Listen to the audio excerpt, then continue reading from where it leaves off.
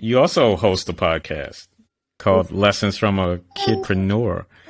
What lessons have you both learned just from this experience as far as diving into entrepreneurship? There's a lot of people that are, adults that are afraid to do what you've done at such a young age. So what lessons have you learned?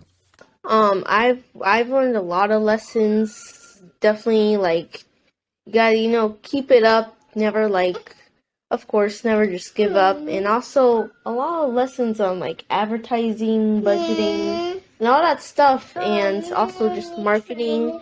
And it can become really useful when you grow up later in life. And also, we've learned a lot about lessons. We learned a lot about the economy. Because you work for of the what? Of the uncommon. How do you say the word? The consistency? No. Oh, e-commerce. E-commerce. E-commerce. E-commerce. We learned a lot about that. And my mom, she's a lawyer, so she definitely knows a lot. But as the business grows, we learn new things and we learn new lessons. I think the biggest thing to keep in mind is that once you think you know something, it's always something else that's going to come at you. And I think just keeping that flexibility as a business owner is very important, because it ebbs and flows. You think you figured it out, but there's always something different, and you have to keep adjusting, because the market's always changing. E-commerce is an always ever-changing landscape, and I think that flexibility has been one of the most important lessons, not just for me, but I think for both of us. It's always changing. So you have to adapt and constantly stay on top of like whatever's new in the candle industry, those trends, what's coming. Yeah. You can't let your guard down. Now, speak on those. What's coming? Talk about the trends.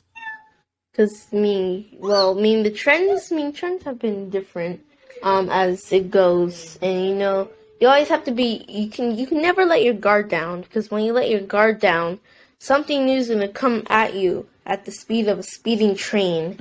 And you always have to be prepared of what's going to be new for, like, the trending area. So we always try to, follow. Well, I think you were also getting at, like, what's coming in, like, the candle area, right? So I think the fragrances is always, like, a trending thing.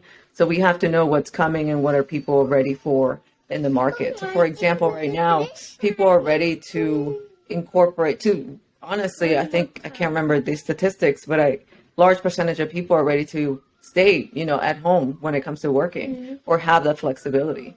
And so they want fragrances and scents that will be, will allow them to work from home. So for example, like citrus fragrances are big when it comes to lighting in a home office. And so knowing that, and marketing towards that, is something that you have to know, at least in the candle industry.